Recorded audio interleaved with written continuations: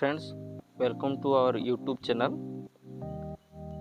GDS रो selection आसी जाइछि निश्चित भाव में जार सिलेक्शन होइछि ता पाखक SMS जाइथिबो किंबा PDF रे निजर ना देखि सारिथिबे हेले सेथिरे कोनोसी कट ऑफ मार्क बा केते मार्क रे सिलेक्शन होइछि एवं को पोस्ट ऑफिस रे सिलेक्शन होइछि तार कोनोसी इन्फॉर्मेशन दिया जाय नै। एबे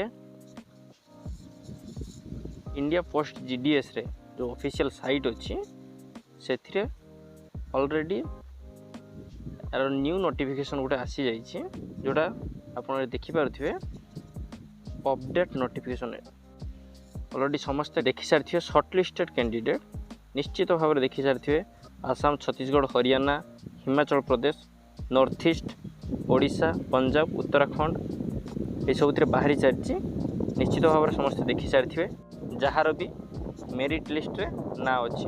एबे अपडेट विषय कौन जानिबा it is decide to publish the GDS cycle IV results in the revised format containing the details of name of post officer, name of post and cut-off percentage of candidate called for document verification along with details which already made available। एटा कहै कि जो एटा चलछि GDS रो cycle IV माने 6तम जोटा cycle एटा एथरे जो format रे already merit list publish हेइछि ताकू पुणी revise करा जिवो एवं परसेंटेज मार्क सहित को पोस्ट ऑफिस रहिछि एवं को पोस्ट रे से पाइछंती ता विषय रे डिटेल्स रे दिया जिवो। जथा कहै कि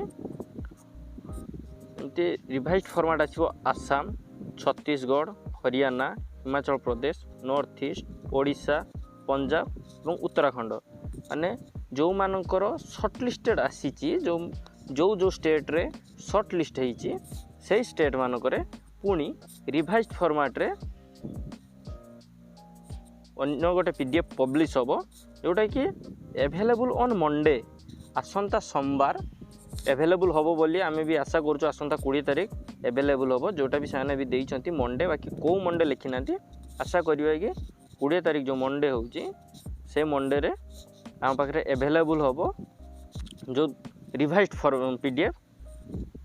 तेणु एटा थिला GDS मानक पई इन्फॉर्मेशन निश्चित भाव में केते जण देखि सारिथिबे केते जण या विषय देखि जानि नथिबे तेणु मु टिके लेट हला मु आपन मान को जणै देली मध्य। धन्यवाद। जदि बाहर कौन नॉइज आसए तो सॉरी मु बाहर अच्छी से हे तो किसी साउंड आसुथिबो। Thank you. जदि वीडियोटी पसंद थाए लाइक शेयर एवं सब्सक्राइब निश्चित भाव में करिए। धन्यवाद।